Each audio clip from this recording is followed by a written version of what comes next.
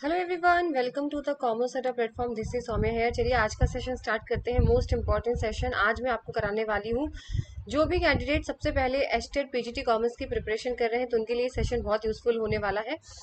Unit wise जो है मैं आपके एमसीक्यू सेशंस शुरू करने वाली हूँ। जितने जितने यूनिट्स आएंगे, जो जो टॉपिक्स उन यूनिट्स के अंदर होंगे उनसे आपको एमसीक्यूज देखने को मिलेंगे। तो आज का जो सबसे पहला यूनिट रहने वाला है वो आपका business and principal of management से रहने वाला है। फर्स्ट क्वेश्चन आपकी स्क्रीन पे दिया हुआ है, आपको मैच करना है list one with list two. Organisation barrier दिया हुआ है, पर्सनल बैरियर दिया है, सेमेंटिक बैरियर दिया है, साइकोलॉजिकल बैरियर दिया है। ये बिजनेस में का ही क्वेश्चन है, कभी ये मत समझिएगा कि बिजनेस कम्युनिकेशन के अंदर का ये क्वेश्चन दिया हुआ है। आपको मैच करना है unclarified assumption, distrust, status, lack of proper incentives. किस किस के साथ कौन कौन सा बैरियर यहाँ पे यूज होता है। आगे क्वेश्चन आपको हिंदी में भी मिलेंगे, बट जो ये मैच वाले क्वेश्चन है ये सिर्फ इंग्लिश में है। बाकी जो क्वेश्चन है वो हिंदी में भी दिए हुए हैं। ठीक है,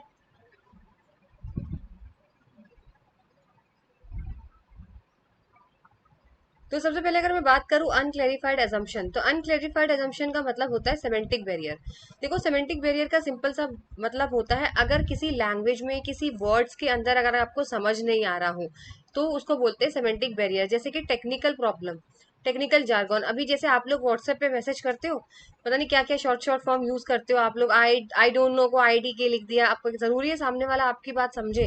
तो किसी भी तरीके के बेटा शब्दों के बीच में अगर कोई गलती हो, समझ नहीं पा रहे हैं, ठीक है, या किसी आपने कुछ ऐसा टेक्निकल वर्ड यूज कर दिया हो, हाई फाई वर्ड यूज कर दिया हो जो सामने वाला समझ नहीं पा रहा, तो ठीक है, उसे बोलते हैं सेमेंटिक बैरियर। दूसरा आपका ऑप्शन है डिस्ट्रस्ट।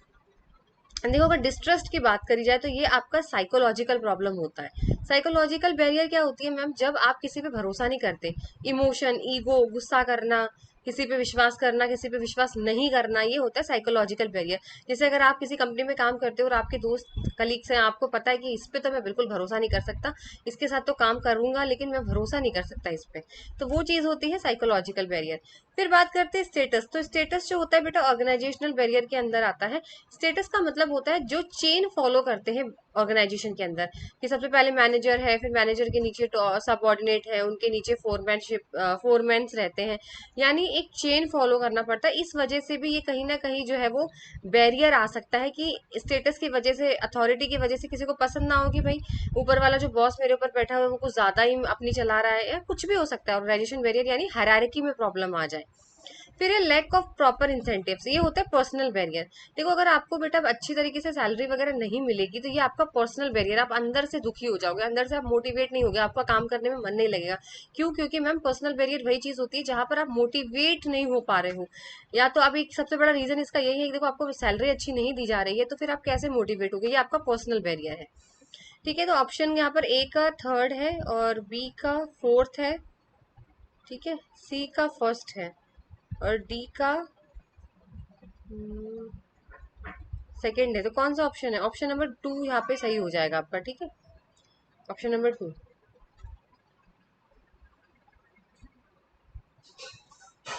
चलिए नेक्स्ट क्वेश्चन, अब आपको हिंदी में भी मिल जाएगा यहाँ पे। नेक्स्ट क्वेश्चन यहाँ पे दिया हुआ है, dash is a managerial function that monitors organisational performance toward the attainment of organisation goals. वह प्रबंधीय कार्य जो संगठनात्मक लक्ष्यों की प्राप्ति की दिशा में संगठनात्मक प्रदर्शन की निगरानी करता है। Planning, controlling, organising, directing. ऐसा कौन सा फंक्शन है ये मैनेजमेंट का जो आपकी परफॉर्मेंस को टाइम टू टाइम बेटा चेक करता रहता है कि आप लोग, अगर सपोज करिए एक ऑर्गेनाइजेशन का गोल है, एक बिजनेस है, कंपनी है, उनका गोल ये है कि 6 महीने के अंदर अंदर हमें 1 लाख रुपए प्रॉफिट कमाना है। तो ऐसा कौन सा फंक्शन है जो उन पे निगरानी रखता रहेगा बीच बीच बीच में कि ये काम वाकई हमारा सही से हो रहा है या नहीं हो रहा है? ये आपको बताना है। प्लानिंग, कंट्रोलिंग, ऑर्गेनाइजिंग या फिर डायरेक्टिंग।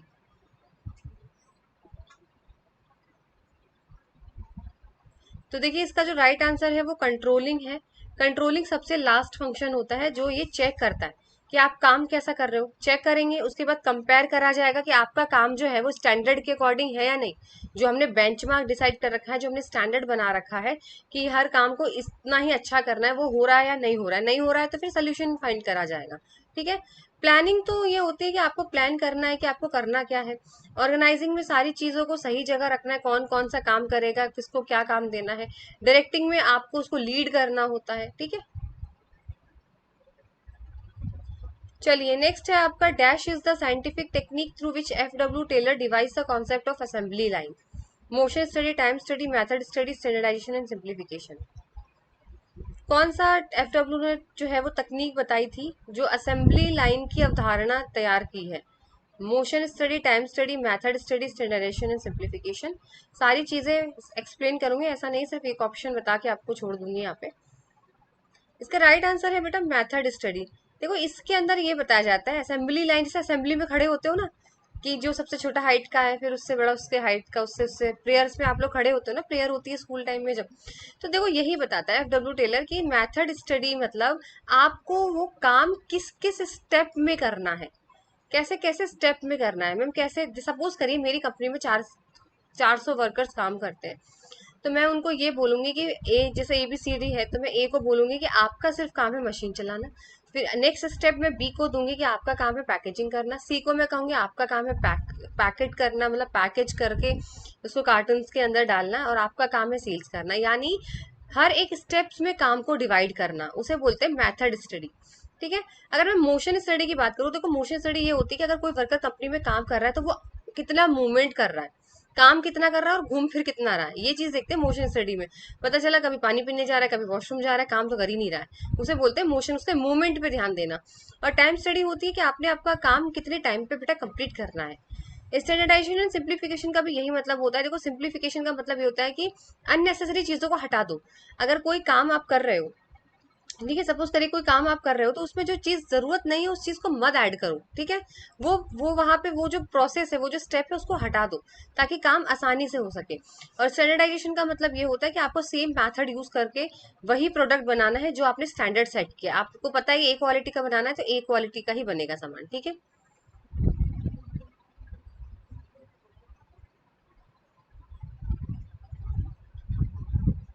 चलिए नेक्स्ट क्वेश्चन है, in manufacturing concern division of work into key function will include production, purchase, marketing, account and personnel. These department may be further divided into section. Which type of structure is highlighted here? Divisional, functional, rational, और एक option है organisational. ठीक है, चार option है आपके।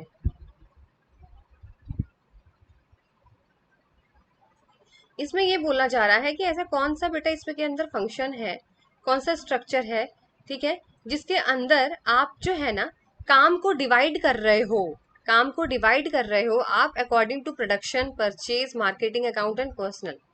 ठीक है, इसको सेक्शंस के अंदर डिवाइड किया जाता है, तो उसे मैम बोला जाता है फंक्शनल स्ट्रक्चर। देखो फंक्शनल स्ट्रक्चर के अंदर सिंपल सी भाषा में आपको बताती हूँ, जो जो लोग सेम काम करते हैं उनको सेम डिपार्टमेंट में डालो। जो लोग प्रोडक्शन में अच्छे हैं 10 लोग, तो उनको प्रोडक्शन में डालो। जो लोग मार्केटिंग है उनको मार्केटिंग में डालो भाई। जो परचेज है उनको परचेज डालो। सिमिलर जो सेम काम करते हैं उनका डिपार्टमेंट आप अलग करो। ठीक है।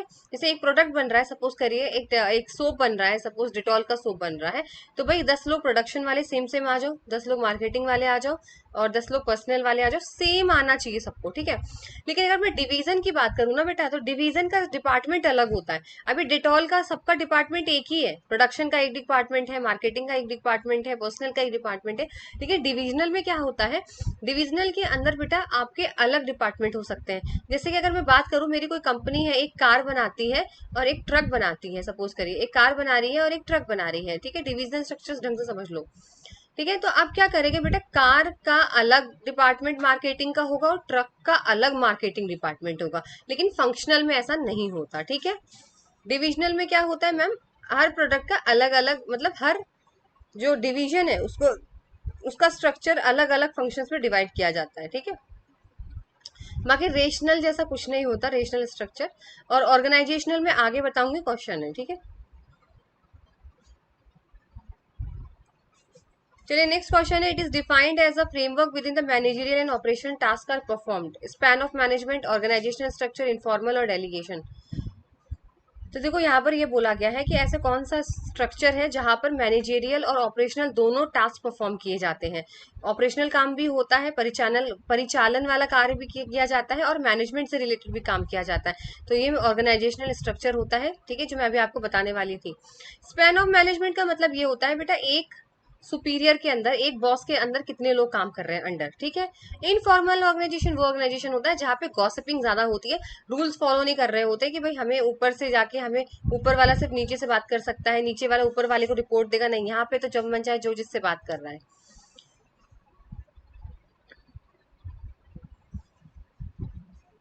चलिए नेक्स्ट है, according to consumer protection act 2019 identify who among the following can not file complain.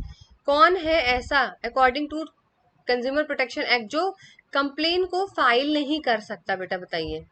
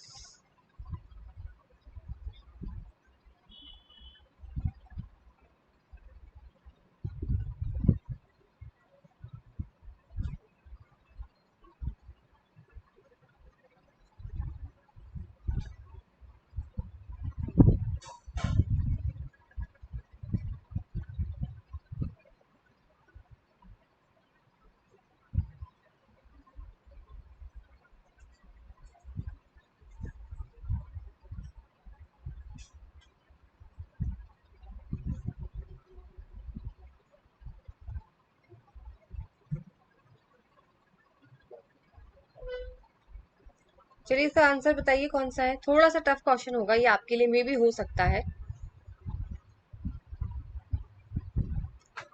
तो इसका राइट आंसर है a person who avails of any service for any commercial purpose.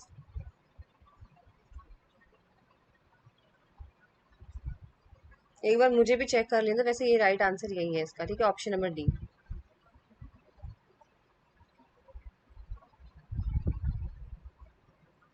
ठीक है, वही पर्सन कंप्लेन बेटा नहीं कर सकता, ठीक है, जो जैसे जो बिजनेस चलाते हैं, जो प्रॉफिट कमाते हैं, ठीक है ना, इस तरीके के जो लोग होते हैं जो कमर्शियल सर्विस यूज कर रहे होते हैं, जैसे बैंकिंग का हो गया आपका, ठीक है, जो एडवांटेज ले रहे हैं सर्विसेज का, बैंकिंग वगैरह का, वो लोग यहाँ पे कंप्लेन फाइल नहीं कर सकते। जो कमर्शियल के लिए यूज करेंगे, कमर्शियल का मतलब बिजनेस से रिलेटेड, अगर आप कोई भी सर्विस यूज करते हो जहां से आपको प्रॉफिट मिलता है, तो वो लोग कंप्लेन फाइल नहीं कर सकते।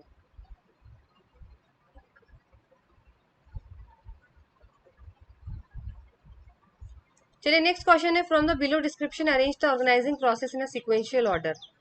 स्टेप से क्वेश्चन हर बार आते हैं एग्जाम में। Assignment of duties, establishing reporting relationship, identification, division of work and departmentalisation. चलो इसका सीक्वेंस बना दो।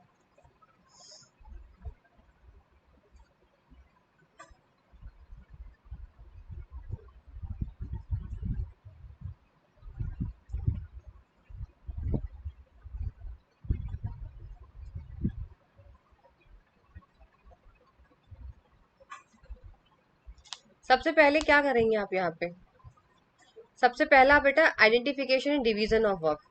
पहले आपको पहचानना पड़ेगा कौन कौन से आपके बिजनेस के अंदर काम है, और फिर उसको आप डिवाइड करो। डिवाइड करने के बाद बेटा आप करते हैं यहाँ पे डिपार्टमेंटलाइजेशन। डिपार्टमेंटलाइजेशन मतलब जो जैसा काम जिसको आता है उसको उस डिपार्टमेंट में डालिए।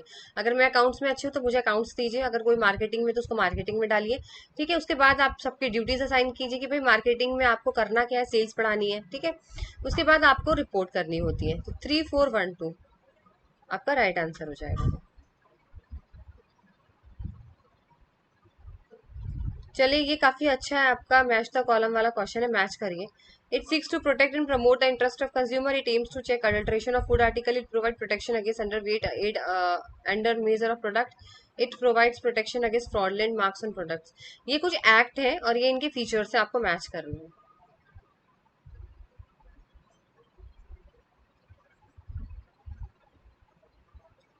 तो चलिए सबसे पहला देखो, जो कंज्यूमर के लिए बनाया होगा मैम, तो सबसे इजी है कंज्यूमर प्रोटेक्शन एक्ट। एडल्ट्रेशन मानी मिलावट, जो खाने में आजकल मिलावट आती है उसके लिए भी बनाया गया है एक्ट, तो मिलावट एडल्ट्रेशन, तो प्रिवेंशन ऑफ फूड एडल्ट्रेशन। फिर बोला गया है provide protection against under wait, कि भाई जो सामान अगर 5 kg का लिखा हुआ है उसमें तो 5 kg का है या नहीं है पैकेट, तो वो है standard of weight and measure act. Last है provide protection against fraudulent marks on product, product के अगर कुछ मार्क से किसी का कॉपी कर लिया है तो उसे बोलते हैं ट्रेडमार्क एक्ट, इसके लिए बनाए गए हैं। ठीक है, ये तो बहुत आसान था, जो जैसा नाम है वैसे मैच कर दो। चलिए नेक्स्ट है आपके प्रिंसिपल्स ऑफ फ्यूल के कुछ प्रिंसिपल थे, उससे आपको उसके फीचर्स मैच करने हैं। Esprit de corps, order, stability of tenure और यूनिटी ऑफ कमांड। चलिए वन बाय वन देखते हैं। सबसे पहले लिखा हुआ है people and material must be suitable place at appropriate time for maximum efficiency. यहाँ पर ये बोला गया है सही जगह पे सही लोगों को बैठाइए, तो उसे बोलते हैं ऑर्डर। ए का सेकंड लगा दीजिए। ऑर्डर क्या बोलते हैं हम लोग, क्या कहते हैं असेंबलिंग में कि लाइन में ऑर्डर में खड़ा करो सबको, तो ऑर्डर का मतलब जो जिसकी जगह है उसको वहीं पे काम दीजिए, right person at the right place. ठीक है, तो इसको बोलते हैं ऑर्डर।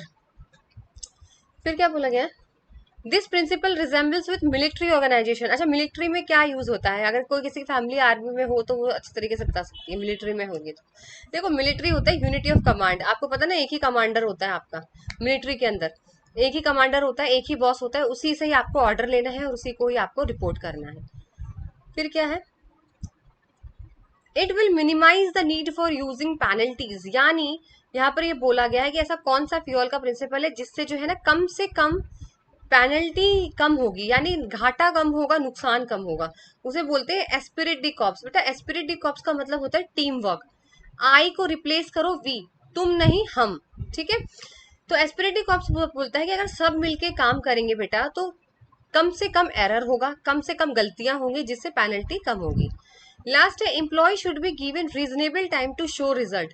एम्प्लॉयज को थोड़ा टाइम देना चाहिए कि आपको रखा गया है तो उसको 6 महीना दो कम से कम, कि वो दिखा सके उसके अंदर कितना पोटेंशियल है, उसे बोलते हैं स्टेबिलिटी ऑफ टेन्योर। ठीक है, टफ था वैसे, मुझे लगता है ये टफ थे काफी। स्टेबिलिटी ऑफ टेन्योर का मतलब यही होता है कि आप टाइम दीजिए थोड़ा सा उसको, कुछ टाइम 6 महीना 3 महीना, ताकि वो बता सके उसके अंदर कितनी काबिलियत है। ये नहीं थोड़ा 1 महीना दे के भगा दोगे कि आपने अच्छा काम नहीं किया।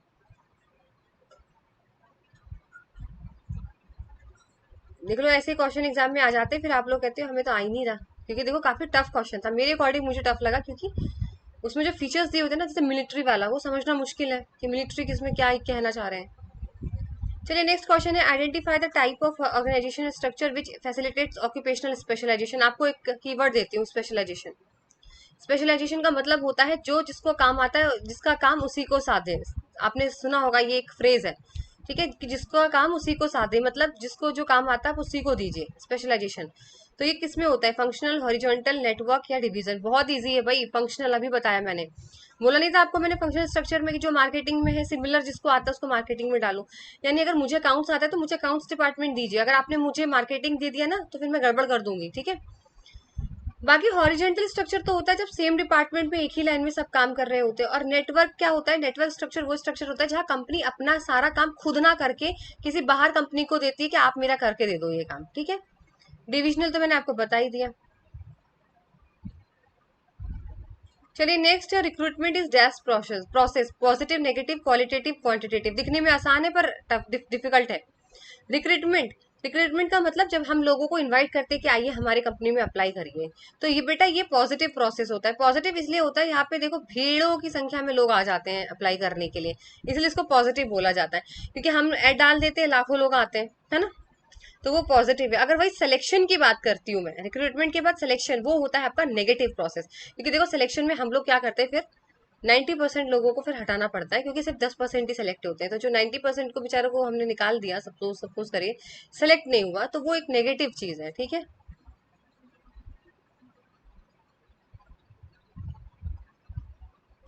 चलिए नेक्स्ट क्वेश्चन है which of the following is not description of a consumer. Consumer की डेफिनेशन कौन सी नहीं है।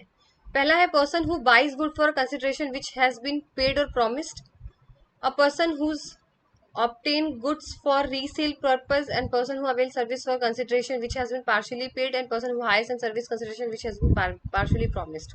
कौन सा नहीं है ये बताना है आपको।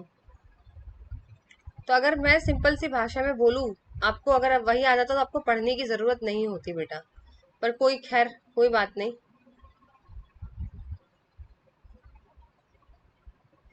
देखो इसका जो राइट आंसर होने वाला है, आप कीवर्ड पकड़ लेते ना रीसेल, तो यही आपका आंसर टिक हो जाता, रीसेल। तो ऑप्शन नंबर बी यहाँ करेक्ट हो जाएगा बेटा।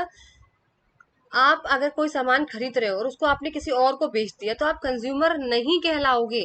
कंज्यूमर वही होता है जो खुद कंज्यूम करता है, ठीक है। और विथ कंसिडरेशन, बदले में लिया और बदले में पैसा दिया। अगर आपने पैसे नहीं दिए ना तो भी आप कंज्यूमर नहीं हो। तो यानी सिंपल सी भाषा में है, जो सामान खरीदता है अपने लिए और बदले में पैसे देता है, कंसिडरेशन देता है, ये होता है कंज्यूमर, ठीक है। रीसेल कर दिया ना तो फिर आप कंज्यूमर नहीं आते, ठीक है। चलिए नेक्स्ट क्वेश्चन है, which are the following technique of scientific management aims at differentiated between efficient worker and inefficient workers. बताइए कौन सी टेक्निक से हम पता लगा सकते हैं, हम डिफरेंशिएट करते हैं कि भाई कोई एक वर्कर है जो अच्छा काम कर रहा है, एक जो है वो बिल्कुल अच्छा काम नहीं कर रहा है। तो उसके लिए कौन सी टेक्निक यहाँ यूज होती है? टाइम स्टडी, स्टैंडर्डाइजेशन मेथड, इस तीनों समझा चुकी हूँ। टाइम का मतलब वो होता है जो टाइम पे काम कर रहे हैं कि नहीं कर रहे हैं। स्टैंडर्डाइजेशन सिंप्लीफिकेशन बता चुकी हूँ आपको, अननेसेसरी काम हटा दो, फालतू की चीजें मत करो, मेन मेन काम करो। स्टैंडर्डाइजेशन जैसा आपने सोचा है वैसा बनाइए प्रोडक्ट। मेथड स्टडी आपको बता चुकी हूँ, स्टेप वाइज स्टेप काम करना है। तो बचा क्या? Differential piece based system. देखो डिफरेंशियल पीस बेस्ड सिस्टम ये बोलता है कि जो अच्छा काम करेगा, सपोज करिए दो वर्कर है ए और बी। ए जो है वो हर दिन 100 यूनिट बना रहा है, पर बी जो है वो 80 यूनिट बना रहा है, सपोज करिए। तो ए को आप ज्यादा सैलरी दोगे बेटा, ए को आप ज्यादा वेजेस दोगे, बी को नहीं दोगे, क्योंकि ए एफिशिएंट है, ज्यादा अच्छा काम कर रहा है। इसके अंदर ये बोला गया है डिफरेंशियल पीस वे सिस्टम के अंदर, और ये सही भी है। कुछ कुछ जगह फिक्स होता है ना कि आप चाहे 100 यूनिट करो चाहे 80 करो, सबको बराबर वेजेस मिलेगा। पर डिफरेंशियल पीस वे सिस्टम ये बोलता है कि नहीं भाई, जो अच्छा काम कर रहा है उसको थोड़ा ज्यादा दो। नेक्स्ट है, principle of management are not rigid prescription which have to be followed, absolutely identify the nature of management principle discuss in given statement. यानी ये बोला गया कि प्रिंसिपल ऑफ मैनेजमेंट जो है वो रिजिड नहीं है। रिजिड का मतलब कठोर नहीं है, ठीक है। तो इसमें इसका कौन सा फीचर्स आता है? जनरल गाइडलाइंस, यूनिवर्सल, फ्लेक्सिबल या कॉन्टीजेंट।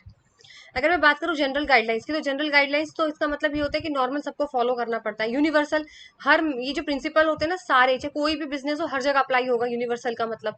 कॉन्टीजेंट का मतलब इमरजेंसीज में, ठीक है। तो इससे पूछा गया रिजिड नहीं है। रिजिड मतलब नहीं कठोर नहीं है, मतलब सॉफ्ट है। तो सॉफ्ट को क्या बोलते हैं? लचीला, फ्लेक्सिबल।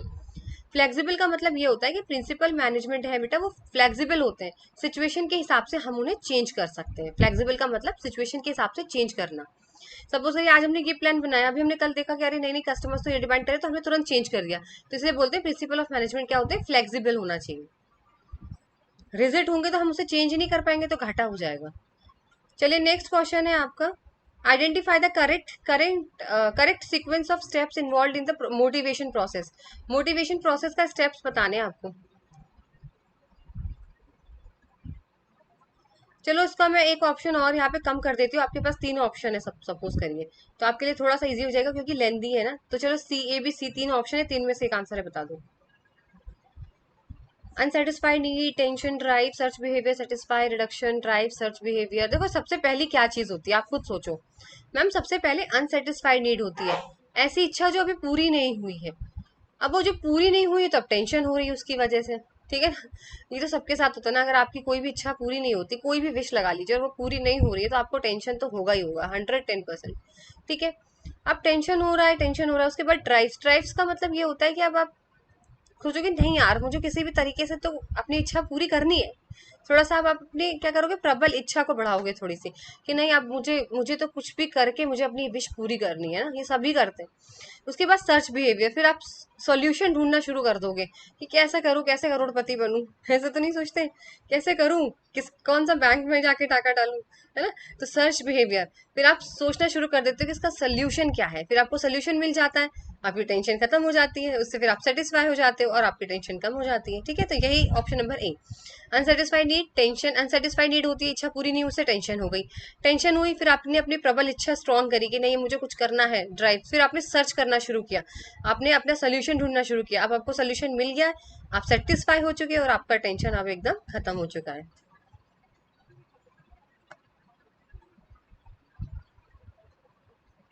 चलिए नेक्स्ट क्वेश्चन है, which of the following is not a financial incentives.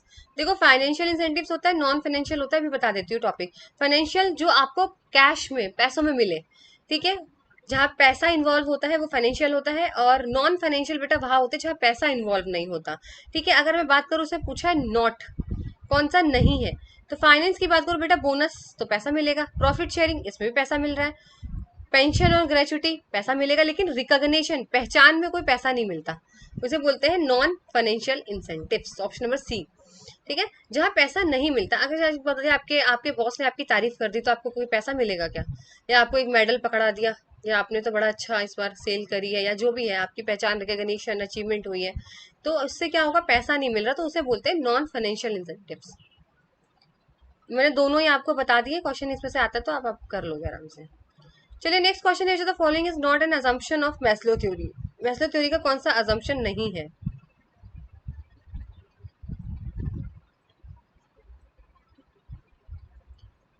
One by one पढ़ते हैं। Satisfaction of such need influence their behaviour. बिल्कुल, अगर आपकी नीड्स, इन जरूरतें जो आपकी साइकोलॉजिकल, सेफ्टी, सोशल और फिजियोलॉजिकल, जो ये 5 नीड्स मैंने आपको बताई थी, अगर आप सेटिस्फाई हो जाते हैं तो इससे कहीं ना कहीं आपके बिहेवियर में चेंज आता है। बिल्कुल करेक्ट है।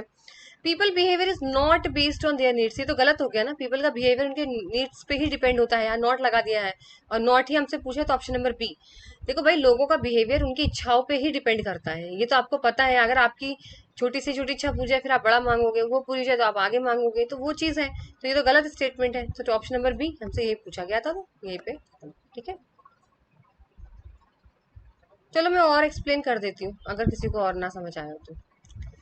सबसे पहले फिर क्या बोला है, फर्स्ट तो मैंने आपको बता दिया, सेकंड हो गया satisfy need can no longer motivate a person, only next higher level can need a motivate him. देखो, अब आपने फिजियोलॉजिकल रोटी कपड़ा मकान अब आपको मिल गया है, तो आप इससे क्या मोटिवेट हुए? नहीं, अब आपको क्या चाहिए आगे? सेफ्टी चाहिए है ना, सेफ्टी के बाद फिर सोशल चाहिए, तो आप नेक्स्ट हायर लेवल तक बढ़ोगे। करेक्ट है। A person move to the next higher level of hierarchy only where the lower need is satisfied. बिल्कुल, जब नीचे वाली पूरी हो जाएगी तो ऊपर जाएंगे, फिर उससे ऊपर जाएंगे तो उससे ऊपर जाएंगे, उससे ऊपर जाएंगे, उससे ऊपर, फिर एकदम ऊपर चले जाएंगे किसी दिन। ठीक है, इच्छा खत्म नहीं होगी। लेकिन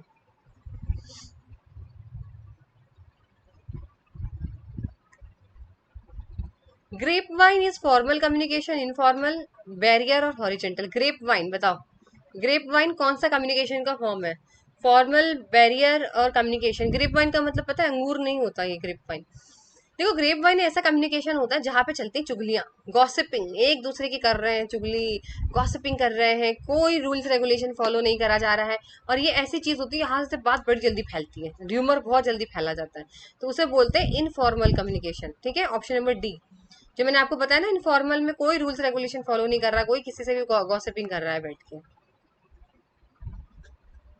नेक्स्ट क्वेश्चन है, risk taking is an example of following type of non financial incentives.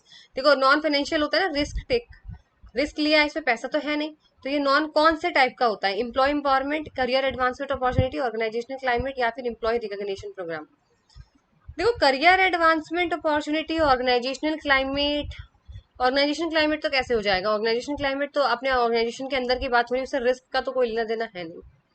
Employ recognition programme की बात करें, ये तो एक फंक्शन होता है जहाँ पे एम्प्लॉयज को कर्मचारियों की पहचान के लिए प्रोग्राम बनाया जाता है, ये तो वो भी नहीं है। करियर की उन्नति के अवसर की अगर बात करें तो इससे भी कोई रिस्क का नहीं होता। देखो, employ empowerment, option number A correct हो जाएगा। एम्पावरमेंट कब होती है? जब आप किसी को डिसीजन लेने का हक दो। कहते हैं ना, जब क्या बोला जाता है कि भाई औरतों को विमेन एम्पावरमेंट, विमेन एम्पावरमेंट बहुत चल रहा है आजकल, ये चलता ही रहता है। ठीक है, तो इसका मतलब क्या होता है कि लड़कियों को, औरतों को मौका दीजिए कि वो डिसीजन ले, उनको आगे अपॉर्चुनिटी तो दीजिए अपने आप को प्रूव करने के लिए। तो रिस्क टेकिंग भी तो यही चीज है ना बेटा। एक आदमी रिस्क जब ही तो ले सकता है जब आप उसको, आपका बॉस अगर आपको कहे कि जो डिसीजन तुम्हें लेना है लो, रिस्क लो, देखा जाएगा। ठीक है, तो ये एक एम्प्लॉय को एम्पावरमेंट करने की बात की जाती है कि आप लो रिस्क लो, आप डिसीजन लो, ठीक है, हम आपके साथ हैं, तो that is called a employ empowerment.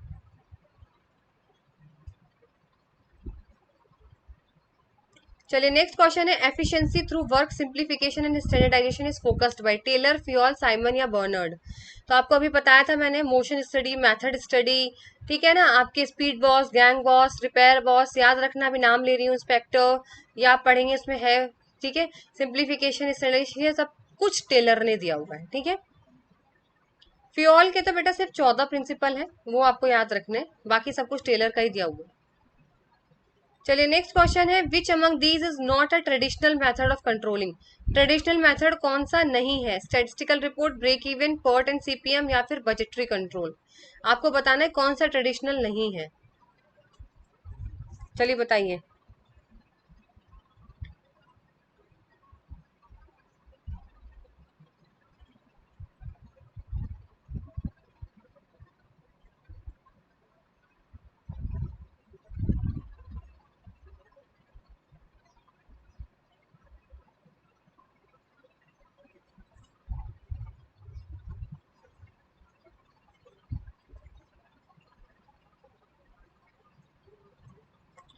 चलिए ऑप्शन नंबर थर्ड करेक्ट हो जाएगा बेटा, पॉट और सीपीएम। अब इसका याद कर लो, इसके टेक्निक्स, ठीक है। वैसे इसके अंदर से क्वेश्चन नहीं आता, बस नाम याद रख लेना। ट्रेडिशनल टेक्निक होती है बेटा जो पुराने जमाने में यूज की जाती थी, personal observation, break even analysis, statistical report, budgetary control. ये कंट्रोल करने की पहले टेक्निक होगा, यार ये चीज गड़बड़ हो रही है, पर्सनल ऑब्जर्व करो, यार ये काम अच्छे से नहीं हो रहा, ब्रेक इवन से पता लगाओ, रिपोर्ट से पता लगाओ। लेकिन अभी जो मॉडर्न टेक्निक आ गई है उसमें रिटर्न ऑन इन्वेस्टमेंट से, रेशियो एनालिसिस है, मैनेजमेंट ऑडिट है, पर्ट सीपीएम है, मैनेजमेंट इन्फॉर्मेशन सिस्टम है। थोड़ा सा समझ लो पर्ट सीपीएम क्या होता है। देखो पर्ट का मतलब जब होता है, जब यूज किया जाता है ये प्रोग्राम इवेल्युएशन रिव्यू टेक्निक, जब आपको टाइम का पता नहीं होता, आपको नहीं पता ये काम कितने टाइम में खत्म होगा, तब पर्ट यूज करते हैं। और क्रिटिकल पाथ मेथड सीपीएम जब यूज करते हैं जब आपको टाइम का पता है, आपको पता है आपका घर है, 3 दिन में नींव रखी जाएगी, 4 दिन में दीवार बन जाएगी, 5वें दिन में छत लग जाएगी, आपको पता है, तब सीपीएम यूज करते हैं, ठीक है। ये मैंने आपको थोड़ा बता दिया, इसके अंदर से क्वेश्चन नहीं आते, इसीलिए कोई जरूरी नहीं है, सिर्फ आप नाम याद रखो। नेक्स्ट है which among the following is given the correct sequence in staffing process. Staffing process का करेक्ट सीक्वेंस बताइए। सबसे पहले स्टाफिंग के अंदर क्या होता है बताइए। अभी मैंने आपको बताया था एक पॉजिटिव प्रोसेस से स्टार्ट करते हैं, यानी रिक्रूटमेंट से स्टार्ट किया जाता है बेटा, ठीक है। तो ऑप्शन नंबर डी यहाँ पे आपका करेक्ट हो जाएगा। सबसे पहले होता है रिक्रूटमेंट, आपने जॉब के लिए सबको बता दिया, एडवर्टीजमेंट करिए, अब लोग आ रहे हैं खूब सारे। फिर होता है सिलेक्शन, अब 100 लोग आ गए, उसमें से आपको 10 सेलेक्ट करने हैं, 90 को हटा दीजिए, उसे बोलते हैं सिलेक्शन। सिलेक्ट कर दिया, अब इन 10 लोगों को प्लेसमेंट दे दीजिए, नौकरी पे लगा दीजिए। प्लेसमेंट के बाद होता है ओरिएंटेशन, अब इन लोगों को रूल्स रेगुलेशन समझाइए, जो पुराने लोग काम कर रहे हैं उनसे इंट्रोडक्शन कराइए, फिर उनकी ट्रेनिंग और डेवलपमेंट कराइए, ठीक है। जब वो काम करेंगे, ट्रेनिंग अच्छे से करेंगे, तो उनका परफॉर्मेंस अप्रेजल भी करिए कि भाई उन्होंने काम अच्छा किया है, काम अच्छा किया है, परफॉर्मेंस अप्रेजल किया आपने उसकी, फिर आप उसको प्रमोशन कर दीजिए, ठीक है। करियर प्लानिंग है, फिर उसको कंपनसेशन दिया जाता है। तो ये पूरा स्टेप होता है, recruitment, selection, placement, orientation, training development, performance appraisal, promotion and career planning and compensation, ठीक है। सबसे पहले आपने एडवर्टीजमेंट दी, लोग आए, फिर आपने सेलेक्ट किया उनको, फिर आपने नौकरी पे रखा, प्लेसमेंट किया, फिर आपने उन लोगों को इंट्रोड्यूस कराया पुराने लोगों के साथ, उनको ट्रेनिंग दिलवाई जिससे उनको डेवलप हो, मशीन कैसे चलानी है, काम कैसे करना है। जब उन्होंने काम अच्छा किया, आपने उनकी परफॉर्मेंस की तारीफ करी, फिर आपने उनको प्रमोशन दिया। आगे आगे के स्टेप्स होते हैं, फिर उनकी करियर प्लानिंग में आपने हेल्प की उनकी, ठीक है। फिर कंपनसेशन, टाइम टाइम पे बोनस, कभी कुछ, ठीक है। ये सारी चीजें देते रहना चाहिए। तो ये सारा प्रोसेस होता है स्टाफिंग का। चलिए नेक्स्ट क्वेश्चन है आपका, the function of management related to placing the right person at the right job. Right person को राइट जॉब पे रखना, ये कौन सा काम होता है बताइए, कौन सा फंक्शन है मैनेजमेंट का, organizing, staffing, planning and controlling. चलिए जल्दी बताइए। The function of management related to placing the right person at the right job is, Hindi में पढ़ लीजिए।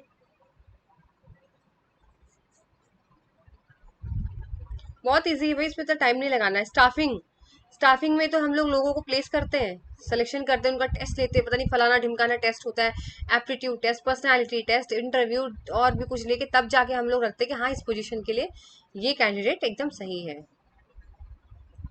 चलिए नेक्स्ट है, one head one plan statement is related to which principle. एक सर और एक प्लान, बताओ उसे क्या बोलते हैं। Unity of direction, scalar chain, unity of command या रेम्यूनरेशन ऑफ एम्प्लॉयज। देखो रेम्यूनरेशन ऑफ एम्प्लॉयज का मतलब होता है सैलरी देना एम्प्लॉयज को, ये तो मतलब नहीं हुआ। यूनिटी ऑफ कमांड का मतलब होता है एक बॉस से ही आपको ऑर्डर लेना है। स्केलर चेन कौन सी होती है, जो top to bottom, bottom to top जाती है, ठीक है, सुपीरियर टू सबऑर्डिनेट। तो इसका राइट आंसर हो जाएगा यूनिटी ऑफ डायरेक्शन, यानी सबका एक ही प्लान होना चाहिए, सबको एक ही पता है कि प्रॉफिट कमाना है 6 महीने में, तो सबका एक ही गोल होना चाहिए। ये नहीं है कि कोई अपना सोच रहा है, कोई अपना सोच रहा है, कोई अपना सोच रहा है, कंपनी के बारे में कोई सोच ही नहीं रहा। नेक्स्ट है, specialization is the most effective way to use human effort, which principle of Fayol is highlighted in this statement. Specialization तो सबसे अच्छा तरीका है किसी भी इंसान के अंदर की पूरा उसको निचोड़ने का, ठीक है। तो उसको क्या बोलते हैं, authority, division of work, unity of command या डिसिप्लिन। कौन सा इसका फ्यूल का प्रिंसिपल है बताइए। देखो अथॉरिटी और रिस्पॉन्सिबिलिटी कैसे हो जाएगा, अथॉरिटी का तो मतलब कौन किसके नीचे है, कौन किसको जवाब दे रहा है, वो तो स्पेशलाइजेशन नहीं है। स्पेशलाइजेशन का मतलब ही यही होता है कि जिसको जो काम आता है उसको वो काम दीजिए, तो उसको बोलते हैं डिवीजन ऑफ वर्क। काम को इस तरीके से बेटा डिवाइड करिए कि जिसको जो काम आता है उसको उसी के काम के अकॉर्डिंग दीजिए, जो जिसके अंदर एक्सपर्ट है उसको वही काम करवाइए। चलिए here is last question, Taylor believe that there was only one method to maximize the efficiency. Taylor कहता है सिर्फ एक ही मेथड है एफिशिएंसी को बढ़ाने का, काम को और भी अच्छे तरीके से करने का एक मेथड है, science not rule of thumb, harmony not discord, cooperation not individual and development of each and every person to his greatest efficiency and prosperity. अगर वन बाय वन बात करें, development of each and every person to his greatest efficiency and prosperity, यहाँ पर ये बोलता है Taylor कि सबका, आपने देखो काम तो लोग कर ही रहे हैं कंपनी के अंदर, लेकिन उनका खुद का भी डेवलपमेंट होना चाहिए ना भाई अंदर से। ये थोड़ी ना कि हम उसको उनको सिर्फ अपनी कंपनी के लिए यूज करेंगे, उनका भी तो विकास होना चाहिए। तो ये चीज तो नहीं है इसमें कि बेस्ट मेथड, इससे तो नहीं होगा। कॉपरेशन नॉट इंडिविजुअल, यहाँ बोला गया सब अलग अलग नहीं, मिलके काम करेंगे, टीम वर्क होना चाहिए। टीम वर्क से हो सकता है मैक्सिमाइज एफिशिएंसी तो हो सकती है, लेकिन ये बेस्ट मेथड तो नहीं है। हार्मनी नॉट डिस्कॉर्ड, यानी शांति से रहिए, लड़ाई झगड़ा मत करें कंपनी के अंदर, ये भी ठीक है। बट सबसे मेन जो है ना इसका बेस्ट, वो है science not rule of thumb. अब science not rule of thumb का क्या मतलब होता है, ये बोलते हैं कि देखो हर काम करने का एक बेस्ट तरीका होता है, वो है साइंस के अकॉर्डिंग चलो। रूल ऑफ थंब पता है क्या होता है, बहुत पुरानी सोच है ये रूल ऑफ थंब वाली चीज, ठीक है। वो कहते हैं नहीं ये तो यही चीज चलेगी, यही चीज चलेगी, नहीं, ये बोलते हैं साइंस के हिसाब से चलो। साइंस के हिसाब से का मतलब पहले एक्सपेरिमेंट करो, ऑब्जर्व करो, तब जाके वो चीज अप्लाई करो कंपनी के अंदर।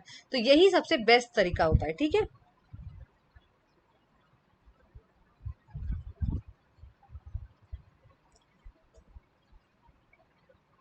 तो इसमें यही चीज बोली गई है, ऑप्शन नंबर ए इसका करेक्ट हो जाएगा, ठीक है। कि हमें हमें हमें क्या है, साइंस के अकॉर्डिंग, देखो आजकल तो सब साइंस के अकॉर्डिंग ही चला रहे हैं, हमें तुक्काबाजी नहीं चलानी चाहिए। रूल ऑफ थंब का अगर मैं सही वर्ड दूं ना तो ये होता है गैसिंग करना, यानी तुक्के से मत चलाओ, अरे शायद ये हो जाएगा, ऐसा करके देखते हैं, ऐसा करके देखते हैं ये हो जाएगा, ऐसे नहीं चलने वाला भाई काम, ठीक है। उसके लिए आपको साइंस फॉलो करना पड़ेगा, यानी आपको प्रैक्टिकली चीजें करनी पड़ेंगी, ठीक है बेटा। प्रॉपर स्टडी करो, रिसर्च करो, टेस्ट करो, एक्सपेरिमेंट करो, तब जाके अप्लाई करो, ऐसे नहीं कि तुक्का मार के चलेंगे। तो चलिए आज का सेशन यही तक था, आई होप सेशन आपको पसंद आया हो। नेक्स्ट आपकी जो भी यूनिट होगी उससे एमसीक्यूज आ जाएंगे, और तब तक मिलते हैं आपसे नेक्स्ट सेशन में। Till then goodbye, take care.